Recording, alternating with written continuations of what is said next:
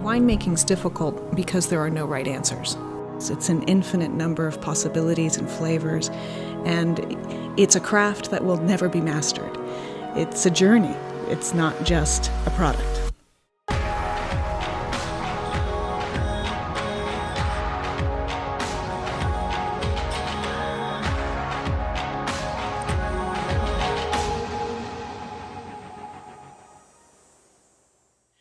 Welcome, everybody.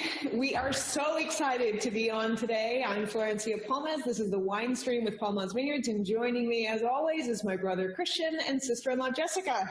Hi, guys. Hello.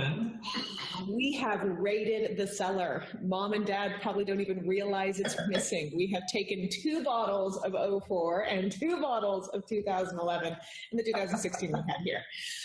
But we are going to have an epic lineup. It is not often that we get to dive into 04 that late. And actually just minutes before, we were getting already pictures of followers and viewers that are opening up the same lineup to taste along. And just to get an incredible perspective and to join us in this conversation, our consulting winemaker, Mia Klein, is joining us to walk us through our evolution and talk about the style of our classic Cabernet. But before we get into that, we actually wanted to share with you guys some updates. I know that there has been a lot of chatter in the news about the situation of closing here in Napa Valley. We have good news, which is being a winery with a huge outdoor terrace and a whole mountain to ourselves, we are definitely set up for social distance tastings. So we worked the whole weekend. We got ourselves completely reformatted. We've actually settled in, and the whole team is doing a beautiful job. We are still giving tours and tastings here. All of them are outdoors, and we have them here nestled away in the alcoves of the cave. And of course, typical to Palmaz style, we've always been very conscientious to hygiene and cleanliness, and have also increased all of the practices for the tastings as well. So we feel really confident, and we're really excited to have everybody here. It's nice to see guests out on the patio. I've actually heard from a couple of guests that it's kind of a hard tasting to leave because you're just sitting out there on the patio enjoying an epic view of the valley ahead of you. And epic weather too. I mean, the weather has just been beautiful this week. So yeah, absolutely. So it's been a lot of fun, and we're thankful and grateful for all the support from our entire team, and of course from our customers who are still coming out to visit us.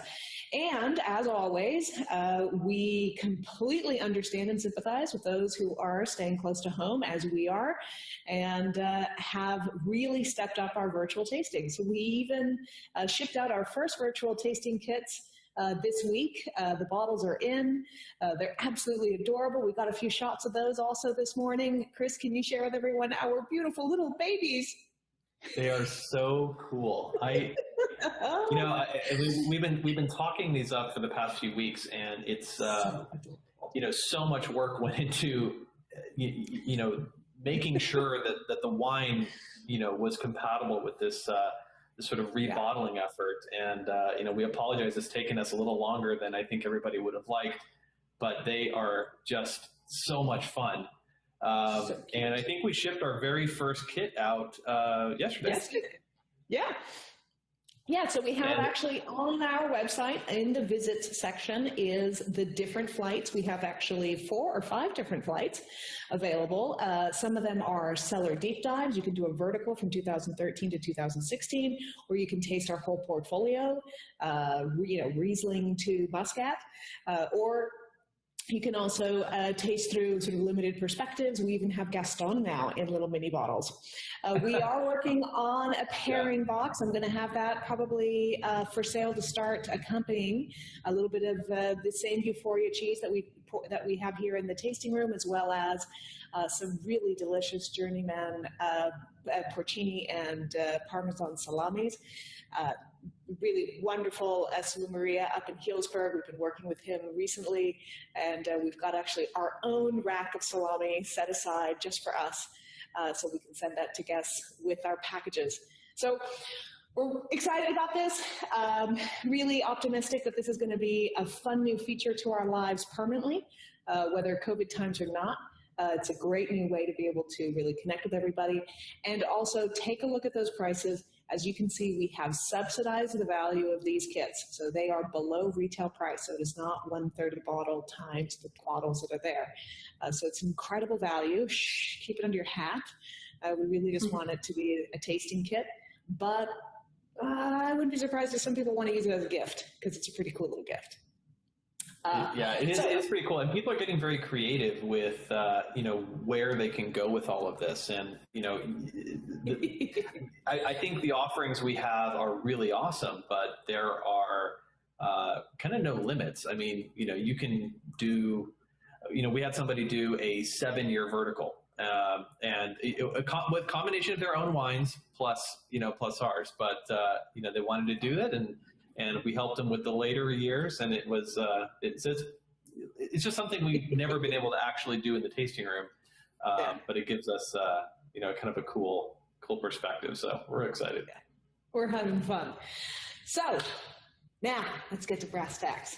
We thought, in all this wonderful opportunity to use the wine stream as a conversation to allow our friends and our family and our followers to get to know a little bit about the inside scoop directly from us about happenings in the winery. I always found that the word consulting winemaker holds such power in this industry, right? People ask, who's your consultant winemaker? Oh, so-and-so consultant winemaker. They are truly as mythic as they're referred to. We have had the pleasure of having an extraordinary consultant winemaker working with us almost since the beginning, actually since 2004. Mia Klein agreed to join us. And I thought, what an awesome opportunity to have Mia come and share with us, all of you, the perspective of the progress of our wines, and also to kind of give you some insights as to really what do consulting winemakers do, what's their role, and what's their value. Because as you can imagine, we're not just it's an interesting relationship, and it's a beautiful one. It's a complex one. And so Mia, who is very much my mentor and the most extraordinary palate I know, and really one of the most thoughtful taste leaders in this industry. I've had a real pleasure of working with her now. My gosh, what is that, 16 years? Amazing. She is, and we're so lucky. Everyone in the winemaking team is really top of their careers, right? But Mia, to get to work with somebody with her perspective, and that's really what she brings to the table, is this incredible perspective. I mean, not to mention, she's not defined by just her 100-point accolades, and I mean, she's so much more than that, and she really is a part of this wine program. We're so lucky to have her. Absolutely. So let's bring her on. In the meantime, I'll tell you guys a little briefly about her history. She actually graduated from UC Davis in enology, came straight away to Napa Valley. Her entire career has been Napa-based wines, and very quickly started right at the top, one of the best wineries that was making wine at the time, which was Chapelet. And while at Chapelet, she actually was studying under the famed Kathy Corazon. So Mia was, what I was just saying, she's one of the power pack. There was this enclave of women here in the 80s that were really defining Napa Valley style of wine, and she's definitely had the pleasure of working under Kathy. From there, she actually went on to work at Robert Pepe Winery. Robert Pepe was a very respected cult wine that unfortunately the property was sold to Kendall Jackson, and it became Cardinal, but it's a beautiful estate, really made amazing wines in the 90s, Robert Pepe Sr. and also Robert Pepe Jr. And while there, she got to work with Tony Soter. Tony Soter was the man and one of the early true cult consultant winemakers. And he started with her. They went into partnership and they started his consultancy and made wines for the stars. They started at Spotswood. They made his own wine, Etude, Villader, Arajo, and then Dalavalli. And yeah, thank you for joining us. Hi, everybody. Florencia, Hi. Jessica, Christian. Hi. Hi. How's it going? We're just sort of briefly going through the sort of the star-studded background. But what I hadn't been able to get to quite yet was actually to say that even though Mia has made some of the most extraordinary wines in the valley over many years, she has kept an amazing craft, an amazing humility about what she does. So, Mia, thank you for joining us. And I was just saying, I can't believe, I was just doing the math. I think we've been working together for 16 years. Is that right? It's been that long. I think it was right at beginning of 2005 that I actually, did sign on. But we started for sure. Yeah. Yeah, absolutely. And I wanted to share with everybody how we actually, managed to convince you that, at the time you were incredibly busy. You had a lot of clients. You weren't looking to add anyone else. And if I remember correctly, Mom started the campaign. And this is actually something that I think everyone will appreciate, was that my mother was tenacious and focused about who she wanted to be the thought leaders of this winery when we first started. And of course, back in the day, we were nobodies. We were just some people who showed up from Texas and bought a crazy old place, and who knows what they were doing with that massive cave. We really looked like we were out of our minds.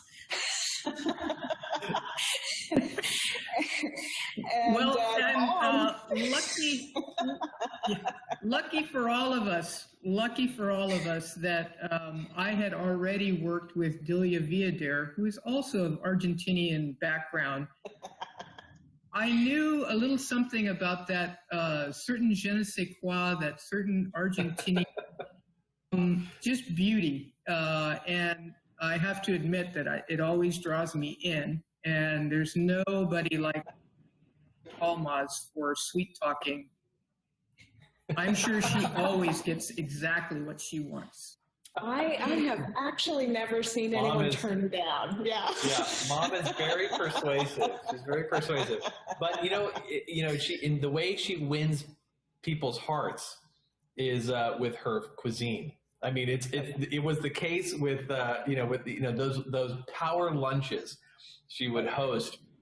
I remember she would tell us, she was like, be at the gatehouse at the time when the construction was happening. The gatehouse was sort of the command center, and I remember she would put on these elaborate lunches, and the more courses the better, because the more courses meant the more time she had your attention and she could pick your brains. And the more wine that got drunk with lunch, yes. There was a whole con. Yeah, I'm sorry. The early days we were conning you. Mom literally told me, course it out slowly. We have a lot of information to cover with Mia today. So she would make me do these long salad courses, and then a long main course, and then the first wine, and the second wine, and and Mia, I'd like for you to try this, and then another wine would come out. And we did the same thing with Mike Wolf, and with you, and with the engineers of the cave. It's the way to most people's heart, is, especially in the wine business, obviously, to have an awesome meal. I mean, it's just one of those things. Absolutely. And it was, I'll tell you, it was a pleasure to experience, and it really was, I think, one of the most beautiful pieces of this business is that so much of our business is done at the table and enjoying beautiful meals. And we were slowly working our way to the style that was the style of today. Mia, tell us a little bit about, from your perspective, what is the role of the consultant winemaker? The role is to take the whole vision in, sometimes bigger even than the owners themselves have. I mean, obviously, that's where it starts. It starts at the top with what they have in mind. When they've bought a vineyard estate and they're looking to start a winery, they're somewhere in Napa Valley, you want to see the whole picture of what the site has to offer, what the ownership has to offer. And in the case of, if there's a winemaker present, making all of that come together. One of my mentors, Tony Soter, used to refer to it as like, being the leader of the orchestra, being all of the different instruments need to come together. Everybody's looking at the same piece of music, but everybody does a little differently. Somebody needs to tune that whole thing together, and that's basically, that is the meat of what a good consultant does, I think. That's such a great analogy. And obviously, everyone knows that, of course, executive winemaker here is Tina Mitchell, and so yes. Tina was sort of recruited first, right? And Tina was a sort of the tip of the spear of the entire winemaking program, working very closely. She's here full time. So, I always kind of looking outside in, I was always amazed at how the dynamic of you two working together. And what was that like? I mean, just tell us a little bit about what were those early years, like, because it's like painting a painting with someone else. I can imagine that can be challenging sometimes. Yes, and the winery being under construction too, as well. I mean, it was finished but not finished quite. So all those things, they're good challenges. Tina is the most organized, smart, super intelligent, and very personable people that I've worked with. And it is very, very, very easy to work with her. I've really only worked with sort of 2 other winemakers and under much shorter circumstances than here at Palmaz. And everything has always worked out, but Tina is just, I can't even begin to say, how much she's taken on at the estate there, and just always job. And again, very personable and very wanting to do the absolute best all the time. So it made, it wasn't even a challenge. It was never a challenge to work with Tina, never. That's awesome. So we sent some bottles over to you. I know you have these already in shower, but I didn't want you to open up your own. And we thought we'd taste through a little bit of kind of the early days, right? The first baby you had to deal with, and maybe a mid-year teenager, and then of course what we're working on now, what we just released. So 2004, you come in, like you said, it was 2005 was the actual year. It was the 2004 vintage that was in barrel. And tell us from your perspective, what did you end up with? What did you encounter? Because I remember there were huge shifts in our operation the moment you came on board. Well, luckily Tina had kept everything very separate. So you could tell that it was going to be a blending operation to bring the best of what came off of the property in 2004. And I tell you, I haven't had the 2004 and I can't tell you how many years, and I am stunned at this wine. It is awesome. I mean, really awesome. Tracy was here with me, and she was opening the bottles, and she stopped and went, "Oh my God!" And I went, "Wait, let me see that." Cedar, sandalwood, blackcurrant, very Bordelaise, fresh tobacco. It makes you think of like an old world venison or duck sort of stew or confit. Very lively in the mouth, so true, the flavors, and long tannins resolved, but still lively. It comes at you with flavor. This is gonna get appreciated tonight at our house. That's for sure. Oh yeah, absolutely. I'm amazed. I'll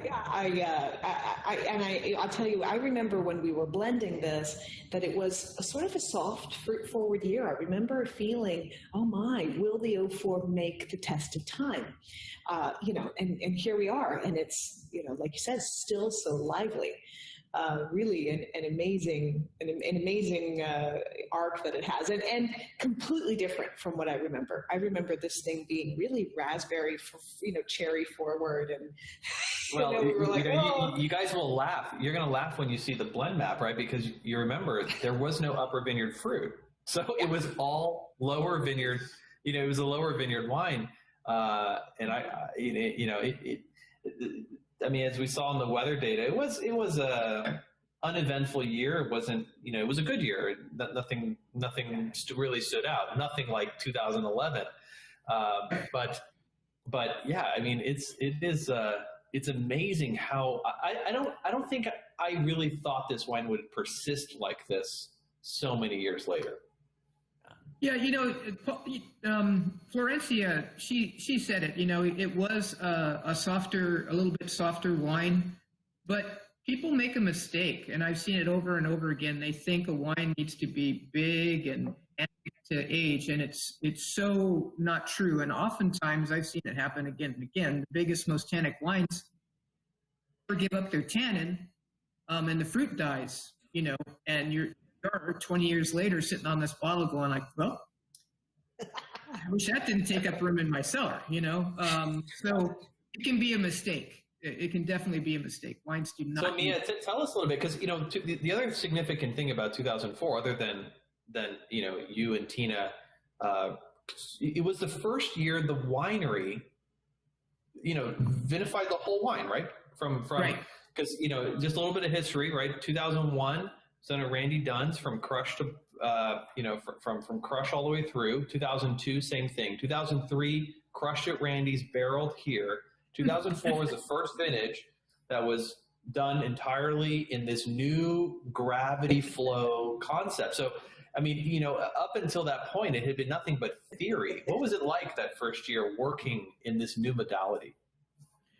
Very interesting, and I think a lot of people, a lot of winemakers, production people, get blindsided by the gravity thing sometimes. Luckily, I had seen what happened at Opus. They were the first ones to crush on top of the tank and try and keep everything really gravity at Opus. And first vintage, I mean, they ended up sweet after pressing because they didn't crush any berries. They crushed some berries, but not all of them. And then they went through the press, and that sugar had just stayed in the berries and got pressed out. So they had to restart fermentations. And, you learn this stuff when you're a winemaker and a consulting winemaker because you're talking to everybody. And it's like, wow. So you need to be careful. You want to be gentle, but it's also easy to be not gentle with gravity flow winery.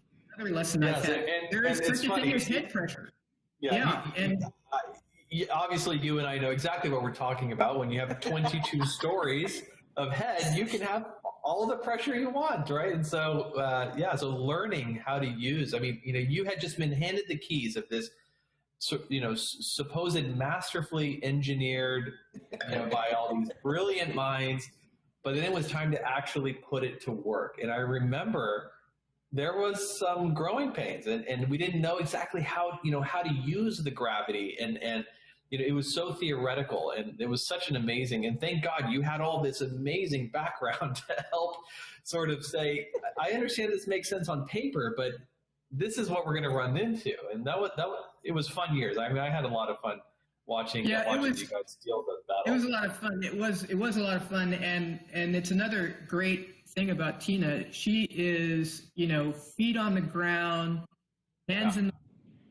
She is there. She's not one of these people that sits at her desk all day and, transmits everything. She is there watching fermenters, out in the vineyard. She's doing everything. So she's feet on the ground, eyes always on the prize. And that really helped, that and some experience, her experience, my experience. It made a big difference in bringing it to the best fruition possible as quickly as possible. Yeah.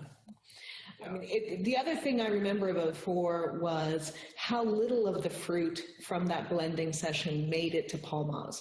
We were aggressively declassifying actually the majority of the vineyard. I remember 2003, 4, 5, 6, we made very little Palmaz. We made a whole lot of Cedar Knoll, and we really, built out that Wine by the Glass program with Cedar Knoll because of how clear-minded you were with not sacrificing the style. Yes, and it's something I remember from the early 90s when I worked with Arajo, and there was some old vineyard on the Arajo estate, but there was also some newly planted stuff, and they had us do one of these 10-year things for the accountant, How is it going to turn out? And I wrote, 30, 40% of the first 4 or 5 vintages. I said, you got to count on this happening, And I remember Bart and I were having lunch some 10 years later, and he said, Mia, those numbers that you put together for the accountant, those were very close to right on. You have to count on that until you have That's amazing. Some age to the vines, some absolute control of the vineyard, know where you're going, see what happens. You have to count on that. You cannot do that. Well, and the irony is, what did we end up doing, right? We went from 04, by 2007, we were ready to replant 33% of the vineyard because, yes. It's amazing. And we did everything right. 4,900 core samples and all this incredible studies and pick the right rootstock. And it's amazing. You do everything right and you still end up needing to tweak. And I think that's one of the greatest things, you really brought to the team was this perspective of, listen, don't expect it to be so perfect. It's going to take time, and it's easy to say that 20 years later, we can look back on this and say, oh, no big deal, right? We just ripped out half of the vineyard and replanted again, but it's amazing. I mean, the polish, and what's incredible is that you did all these massive changes. I mean, we really changed the way what we were handling the wines in the winery. But the style, this 04 feels just like this 16 does. It feels like it came from the same place. And that's something that, to me, even though the fruit feels and tastes different and looks different, how do you what is it about that? How do you put that house style in the wine? You listen to what the property says. That's what you do. I have in my notes here on the 16 echoes the sandalwood and cedar in the 4. It's very light. It's not at the forefront like it is with the 2004, but it's there. It's there. And the fruit obviously is more forward. It's more like you would remember the 04 when it was a young baby. Different, but so there's always a core. One of the things as a consultant, once you've been at several places, you'll have people say, "Hey, I want to make wine, don't make Spotswood here." It's like, I can't make Spotswood here. This isn't Spotswood. Okay, you're not going to get Spotswood here. So don't worry about that. Let's find out what your property has that we can make the best of, always improving. I remember after phylloxera, everybody replanted their vineyard and they think, oh, this is it. We got it perfect. We got the right rootstock. We got vertical, we got everything. And now what are we doing now? The vertical trellising isn't working out. And, it's farming. If you don't want to replant and redo and re-perfect, you're better off probably going to gamble in Las Vegas or something because you'll lose less money. It takes dedication, and it's one of the things as a consultant when you're looking to work with clients, it takes a long time. I can't tell you how many people I've seen with big stacks of money, but eventually it gets scary, and so there has to be on the ground and a real commitment, not necessarily to spend money foolishly, but to invest wisely. And that's one of the things that really has made our my tenure with you so long, is how dedicated you are to doing the right thing. Well, we always make sure to do what you say. I remember very, very early on, you were very clear. You said, if you don't do what I tell you, I will leave. It's like, yes, ma'am. Got it. Clear as day. Well, and to that point, I mean, I have to say, Mia is as much a consultant for us as she is for the wine. Right. I mean, because half of this battle is making sure, it's a lot of emotion in all of this. And, we're trying to, we're really trying to get to this goal, but we can't quite grasp it. And it's never perfect. Mia, you're like, I can't tell you. I mean, we called you midnight, freaking out. Mia, what's going to happen? And you are like, you're like the wine therapist. So, Yeah. Well, Like you know, a therapist. we just talked about, you know, the investment, you know, and it really is, it's a life when you're in the wine business. And so it's not unlike, you know, being a physician, which I know runs in your family as well. It's not, you have to be dedicated, you know, and when your ownership is that dedicated, you don't not answer the phone at 11. You don't do that. You see who it is and you go, I must take this call. We try not to. We've learned to stop calling at midnight. Oh, we have learned to stop. Yeah, I think once we got our feet on the ground, you know, 3-4 years in, everybody was really on the same page. Yeah, I don't. But I tell you, if I saw your name come up, I wouldn't. That would be a mistake. You know, I mean, no matter what the time. That's absolutely true. So you know, interestingly enough, I feel like you're right. It did. It took us about 4 years to settle in and kind of say, okay, this is going to be a long haul. This isn't that simple. It was very humbling, right? And we were making very little wine because we were declassifying such massive quantities. But what we had and what we liked, we loved, right? And I remember every year, okay, just more of this. How do we do that? Do we need a plan? Do we need to do this? There was tweakings. Every year was a little tweak and it was a little sign of hope. And I have to say, it was interesting. There was almost like an arc in where we started getting a little cocky. And of course, the next phase and the next just extraordinary thing about having a consultant winemaker was Mother Nature then immediately puts you into place, right? So 2011 comes along. And boy, did we rely on you and lean on you for that perspective of what happens in crisis, because crisis happens so fast, right? And 11, I loved your commitment to 11. You weren't even phased. You were like, no problem, seen it before, know how to deal with it. Let's explain to our viewers what happened in 11. Why was 11 so tough, right? It was basically this non-existent spring, rains just holding through all the way through, you know, into June. And you know, normally if nature's going to take away from the beginning of the year, you sometimes at least hope it's going to give it back at the end of the year. Well, it didn't happen. Rains came back early October, slammed the door on the vintage. And, you know, I know you guys did not have the normal number of growing days you typically want to achieve the fruit ripeness characteristics. So what do you do, Mia? I mean, I know all the tricks, you know, the leaf gets sunlight down to the fruiting zone, drop fruit, but even all of that, still 11 was a tough vintage.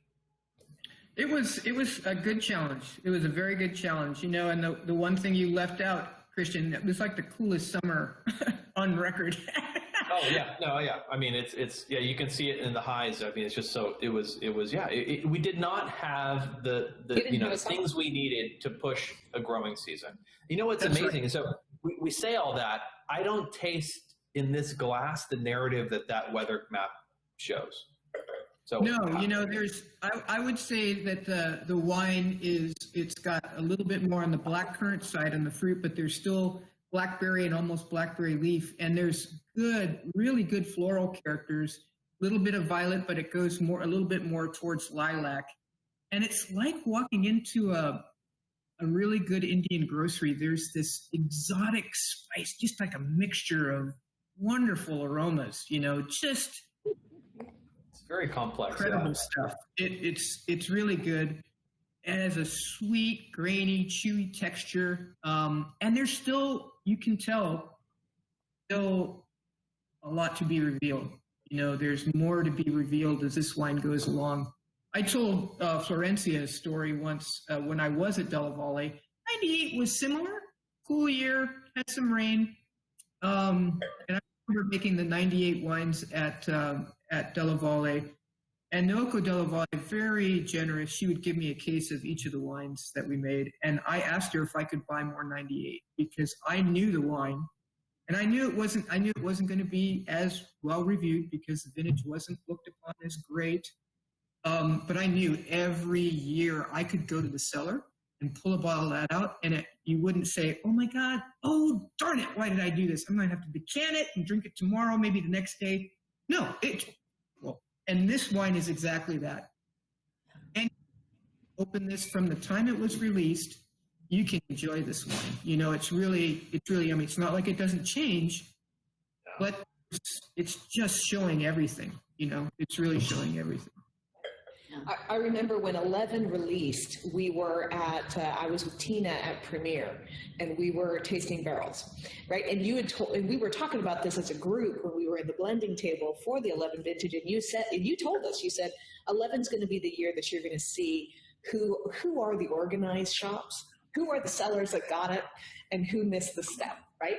And I remember tasting through the barrels of Premier, which is it's a barrel auction where we get to have 100 other vintners before the release of a wine. We get to preview each other's wines.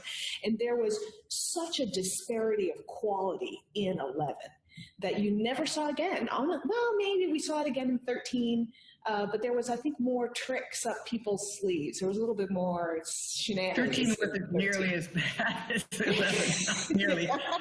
You know, California winemakers don't really know what to do when we don't get enough sun, when we a lot of rain during harvest. We, you know, in Borneo, like it just water off a duck's back. We're what's going on? Your soil is very important. You know, the good thing about Palmaz, you know, being down in Coombsville, still a little bit more isolated than, you know, right in the middle of the valley. When you were right in the middle of the valley, there were botrytis spores just going everywhere, and it just splits the skin, especially if your soil's a little heavy. Another thing at Palmaz, well-drained soils. So, you know, if your soil is holding water and you get more than an inch of rain, all that water is going to go to the fruit, right? And what happens? First, the skin, and then the botrytis gets started, and then there's spores everywhere, and they travel. So the fact that you're a little off the beaten path, good drainage. Tina does very well with Mike in the vineyard, keeping things under control. And we know the tricks that you do to make sure your wine is sound. Yeah, I remember that vintage. We went to Home Depot and bought like 11 leaf blowers. Yes. And my dad and I built this. We took the hose off part, right, the blower, and we built this box. And us and the guys we've removed all the leaves from the fruiting zone, and we walked down the row like if we were drying a track at the Daytona 500, and literally blew.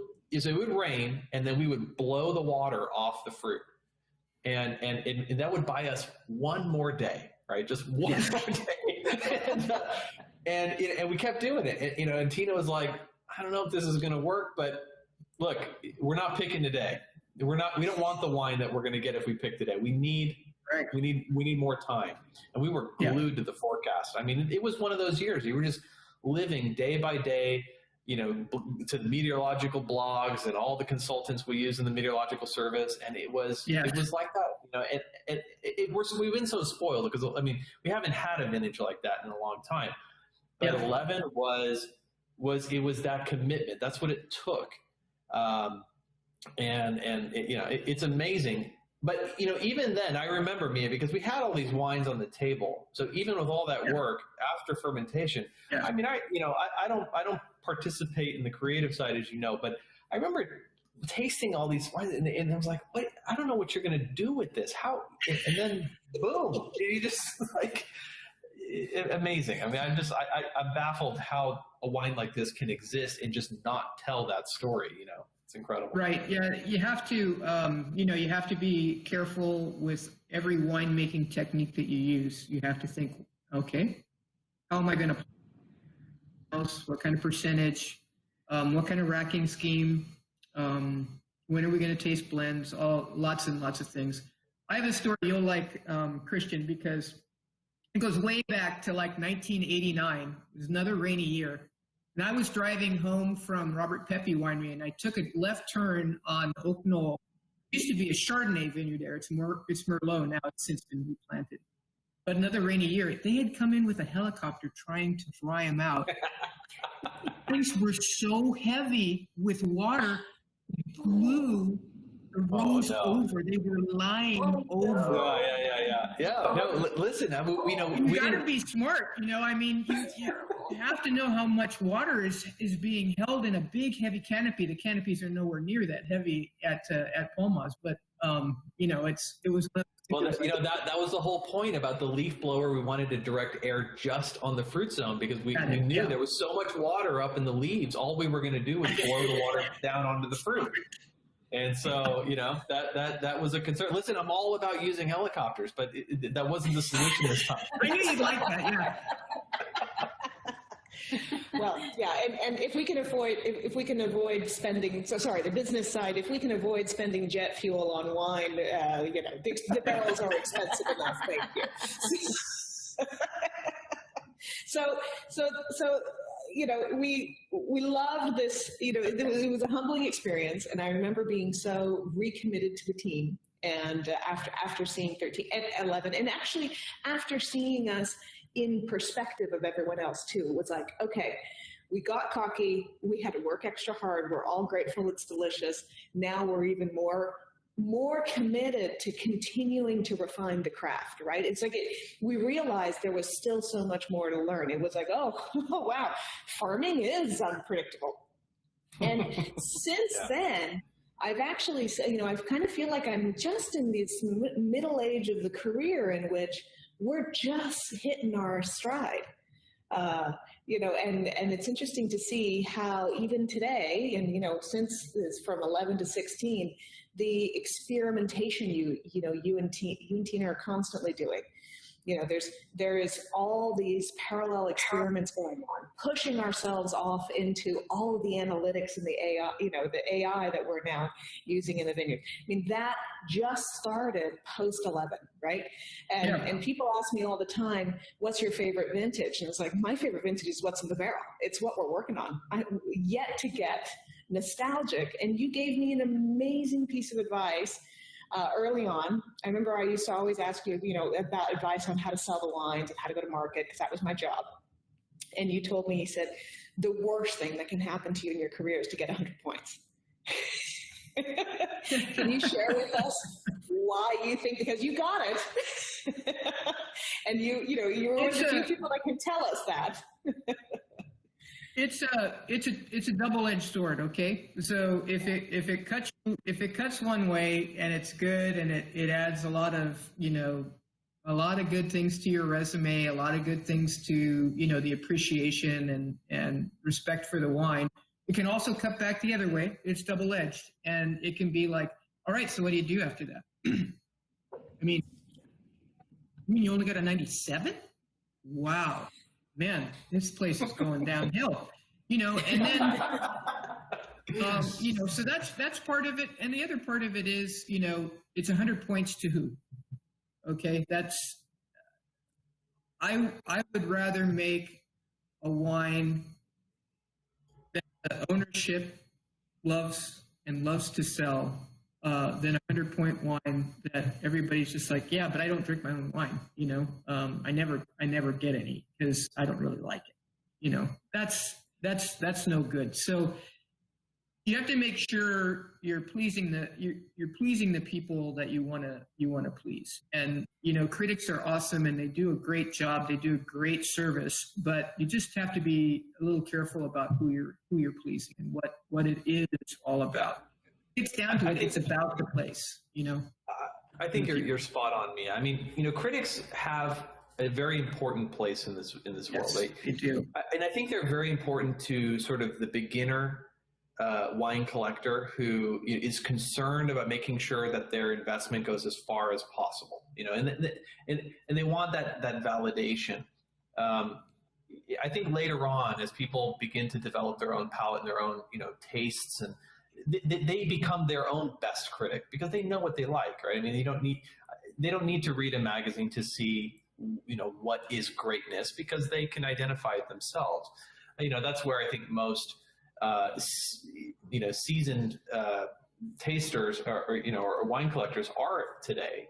But I still think that the critics do serve an important purpose. And, it is interesting, what happens when you get that 100-point score? Do do you spend the rest of your career trying to recreate that vintage? Because we know that's not possible. I mean, I think your approach of staying true to the property, sticking to, allowing the terroir of the property to define the style and not fighting it, and allowing Mother Nature to put her stamp on the vintage while in kind of harmony with what you're obviously trying to do with your own stylistic input.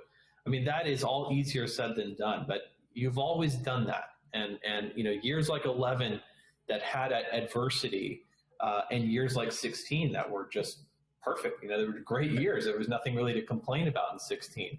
They still feel like they come from the same place, and I'll take that over a score or any kind of validation any time, any day. Yeah, because I mean, what you've created is bigger than the wine in the bottle. It's a whole estate concept.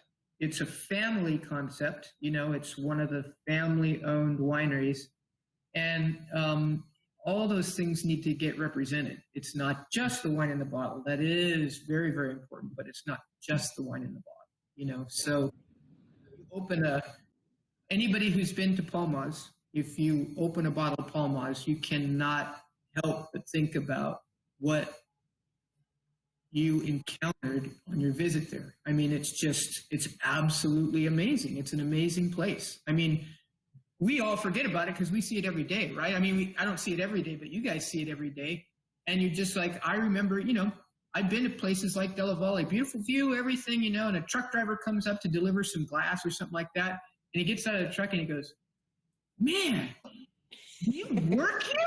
I mean, it's just like unbelievable. And we can forget that sometimes, but that's also, what it's all about. It's a really, really big picture. Yeah, it is. So talk to us about 16. Share with everybody, what are we working on? What are you striving for? Where are we going with the wines from here? Because that's also the perspective, right? It's the perspective and never-ending progress. So where do you want to see the wines go from here? Like I said, this wine echoes some of the things that you see in the 2004 as well. So you want to see that continuity. Want to see approachability, but the youth as well at the same time in a young wine like this recently released. You want to see all of those things. So you get that. There's all these black and blue fruits. I mean, just gorgeous black and blue fruits. There's that's more of a sweet exotic spice that you get. Again, that and more of a violet jasmine character as opposed to, I always think of lilac as just having that little bit of herbaceousness in it, but this is more of that violet and jasmine, very chewy texture, yummy, and you want to feel a little like there is something. There's more in this wine than 11, and a lot more than 2004. That this wine is just holding close to its best, but you get to see just enough of it that there's so much promise there. So you want a wine that promises a lot. You're able to taste and smell and appreciate a lot, but know there's a lot more to come. I mean, it was a great season. I remember in the early days being frustrated that we didn't feel like there was enough facets or dimension to the complexity of the wines, right? It was like lovely, but a little on the simple side, and Mom was so quick to always point that out to us every vintage. That's nice. We'd release the wine and she'd give us that's nice. And you're like, oh my God. Yeah, that was like the worst thing you could hear. Yeah. And really it was somewhere around 13, where suddenly a new level of dimension and complexity began to come in. It was no longer that's nice. It's there's more going on, right? And like you said, there's something lying below the wine that's not revealing itself. And I'm so excited to see as these will age, because they've survived very well, but they're not necessarily transforming. I think the 16s, the 13, the 14, the 15, the 16s are going to really transform. right? They're going to open up to you're going to see new facets of it every 5 years or so. I hope. Yeah, and I think a lot of that does have to do with, as Christian mentioned, some of the replanting that's been going on, that has been going on a long time. It's pretty much near an end now, but all these vines are coming into their own now, and between Tina and Mike, the farming that goes on, there are blocks that we never ever used in the Palmaz that now we just tasted the 19s not too long ago, and these blocks that used to be like, oh yeah, not again. Shoot, they're like, this is the best I've ever tasted from this, and when you have that kind of extra blending power that you can use, of course you're going to increase the depth of the wine. Of course you're going to increase, so that's definitely what you see happening in a bigger way in the 16, for sure.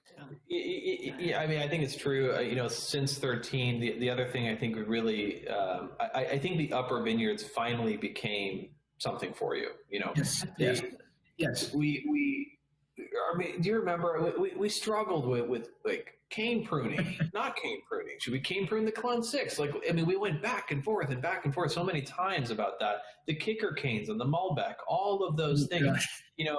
I mean, the early vintages. If you look at the blend maps, I mean, I always love, I'm always on the back end, I get the blend sheet and I'm like, all right, what happened? What made it into the wine? I want to know why. I want to go back and look at the Felix date and the Vigor. I'm always trying to understand what went right. And I feel like each parcel needs its own level of its own farming program. And we're finally to that point where we can talk about a parcel and know it needs this level of leafing. The wires need to be set at this point. I mean, and we laugh about the fact that, like, at 1200, we thought, well, yeah, let's put Cabernet in the spring block. Why not? We would never even consider that today, right? It took a little while to get it out of there, but it's a lot now. Even within a block, Tina has different irrigation schemes and different pruning, different leafing, different fruit zones, and cover crops. I mean, block even, a block that's an acre doesn't necessarily get picked all at once. I mean, that's the level of breaking things up and looking to get the very, very, very best. And that's what it takes, it takes that, especially in the upper vineyard, even at 1400 now, you look at some of those blocks and so pick them 2 or 3 times to get the very, very, and up there is the best looking Malbec I've seen ever in Napa Valley. It's usually one of the varieties. Oh my God, it doesn't set. It grows all over the place. Not without trying. That Malbec is my nemesis. Yeah. It was a tough one. That was a good challenge. But it makes some pretty nice process now, so we can't complain too much about it. Yeah, that stuff. It's so good. It's such a fun wine, and one that you developed that on the blending table after a dinner party. It felt like you went to the barbecue and went, "We're going to make something for this," and that was the birth of process. Yeah, it's just boom, like that, and that's exactly what the wine is. Perfect with the barbecue. I remember, Christian, you and your dad Julio was that whole cow over that big thing, just all day long, in the Argentinian manner, and it was. I mean, that whole concept of that kind of fire and cooking, it inspires. It definitely inspires. Yeah. Well, and we're all blessed. I mean, you saw that so clearly. The Brassos wine, I mean, for many people that are watching, was invented by Mia after the asado. So we were all at the first asado having this massive barbecue, and we never experienced what it was like to have all that smoke for so many hours and all that meat. And and here we were looking at our precious. I think it was the 11th vintage that was releasing, and I remember we were out on the patio, during the cocktail hour, kind of going, man, God, we're murdering this wine with all this smoke and these really beautiful, complex, faceted Cabernets were just getting slaughtered by the party. And so you came, I think it was like 2 or 3 weeks later, you came to the table and was like, we needed a wine for the fire and the food, because these beautiful Cabernets weren't cutting it for that party. So we made Brasas as basically the party wine, and it's been a ton of fun to make and a ton of fun to serve. We're not going to stop doing. It's right there with that stuff. And I have a terrible habit of just taking glasses of even commercial finished wine and going, this would be better with a little of this and a little bit of that. And Tina will watch me do that at the blending table, and she'll go, oh, Mia, come on. Oh, how much I need? We're going to make a blend. We're going to use a sweetener. Microliters, Mia. We need microliters. I mean, you've seen the blending sheets now. I mean, it's out to 2 significant digits. I mean, what?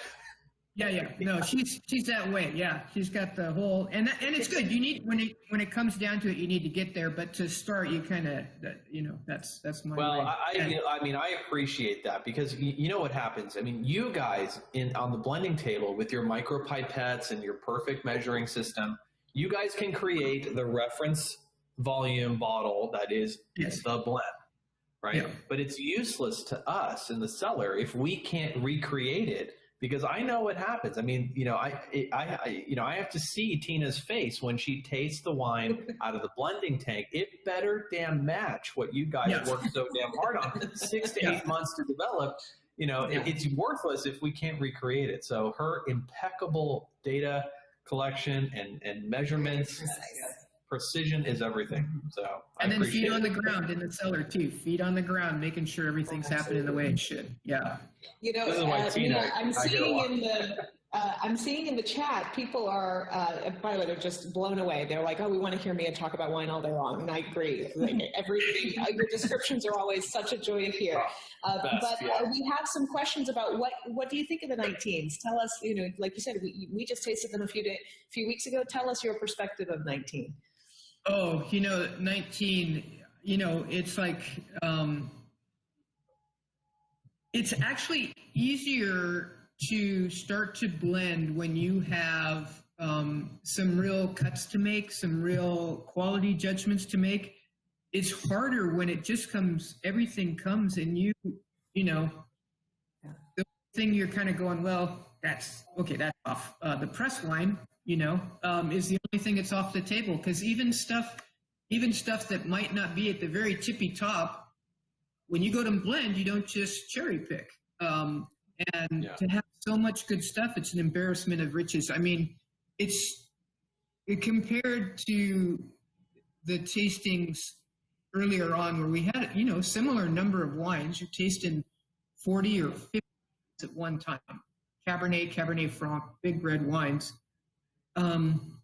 It's such a pleasure because, we don't even get like tannin buildup. I mean, you can get through all of those flights and your mouth isn't completely wiped. You're still tasting clearly, and to have all of them show so well. 19, I think it's going to be a very, very, very good vintage in general in Napa. Everything I've tasted and everything I've seen made elsewhere looks excellent. So, and of course, I have to ask the question, but I know you're going to scoff. Any predictions for 20? How are you feeling about 20? Can we go to Vegas and bet on 20 yet, or is it still a ways away? We saw Verasion today. Driving up, I saw a little bit of Verasion in the hillside. Bury there, we call it. Yeah, BHBT. Bury here, bury there. It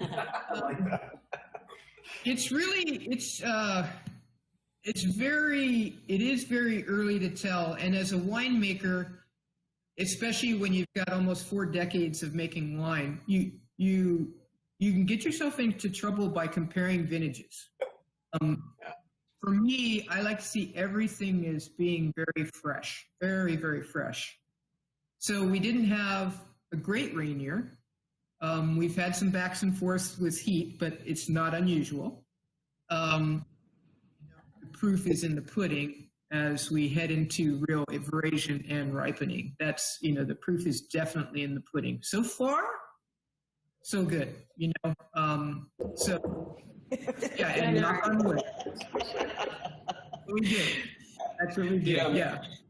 Mia, you're so right. One project I started and then it subsequently abandoned was, I don't know if you heard about this, but Tina and I were working on this thing where I was going to create this model that would look at the current, say, quarter of the current vintage and then compare it to a previous vintage to try and draw some conclusion about maybe, this leafing scheme or this, canopy scheme, what, is driving into that weather.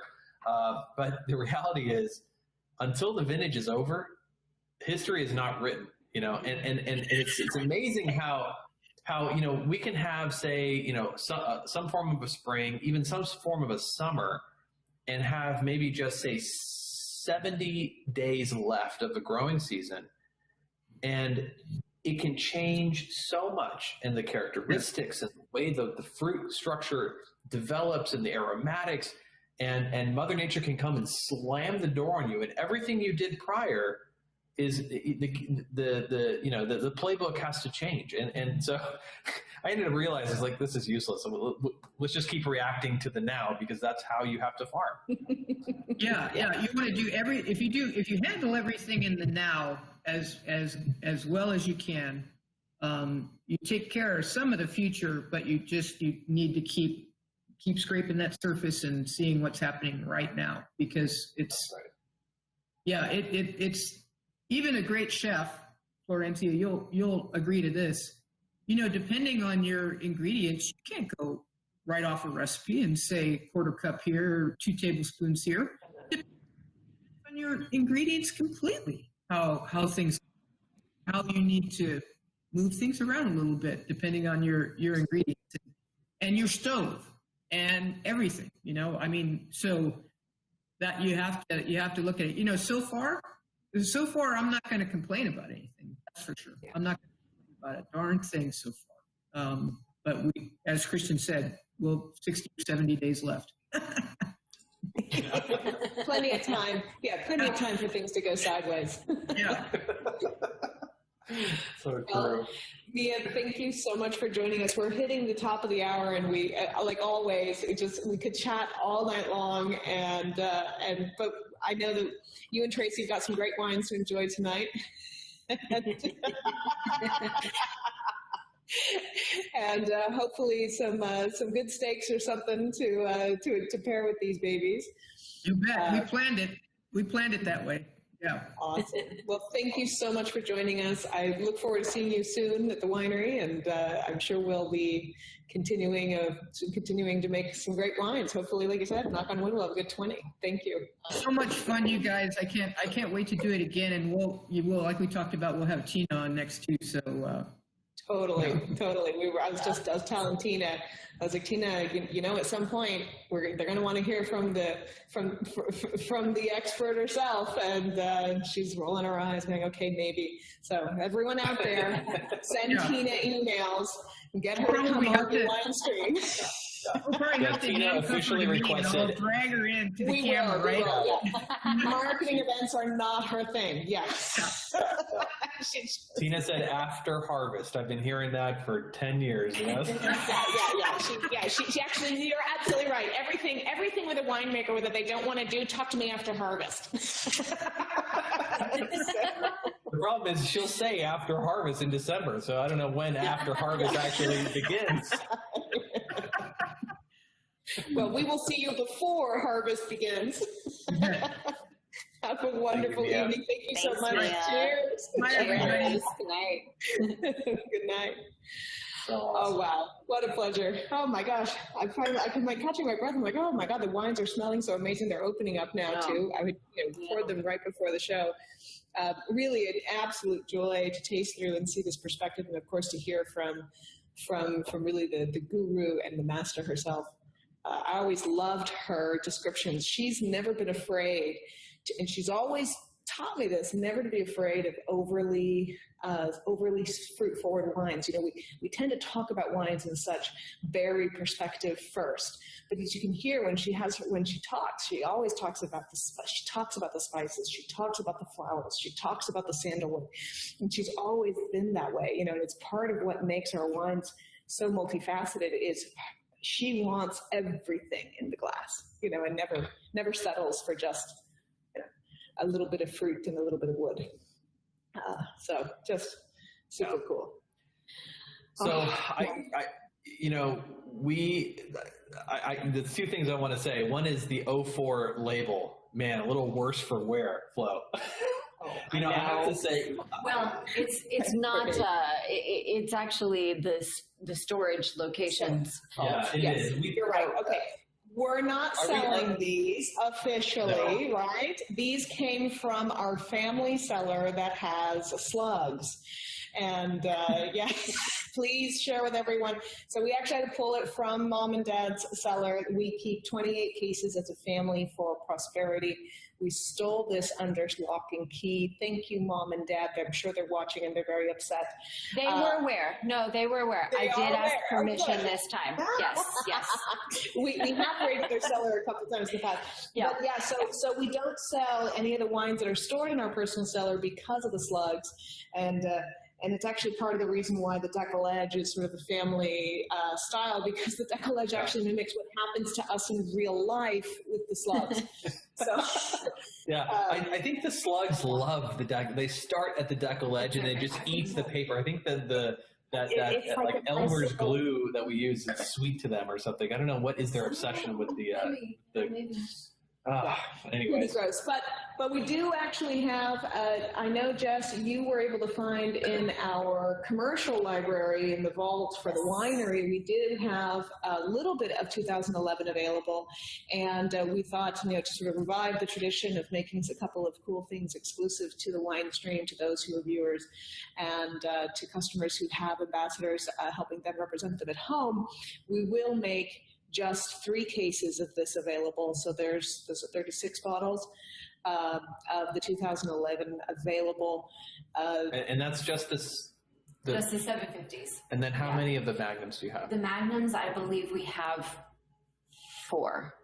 4 what? Magnums. 4 bottles. Oh. 4 bottles of Magnums. So, yes. Just making everyone happy. I know. And I did see actually, I think David was asking about Magnums, and he's so yes, David, we've got the Magnums. But really beautiful wine. I know, it's funny, I always feel a little silly about, this was a wine that was incredibly successful when we were selling it as current release, and we sold it out quite quickly. We made very little of it, and we kept back quite a bit of it because we wanted to prove that the quality lived in the glass. We could have easily sold out every bottle of 11 back when we were selling it as current release in would have been 13. But we held back, and we are sort of really enjoying being able to revisit this and see and prove that the gravity flow, the attention, the detail, the commitment of Tina and Mia and the estate live and ring true in vintages like 11. So very much like she said, it's like this for us. The 2011 is like the 98 of Dalla Valle. It's going to always be delicious, and it really is. Every time we open this bottle, it's really beautiful. So happy to share a few bottles. Enjoy. And I've got one more thing you've got to show right before the show, literally like seconds before. Sean and Teresa actually posted a photo of them tasting the exact same wines. I can't wait to hear from you guys afterwards how it was for you all to taste the same wines along with Mia and hear her perspective.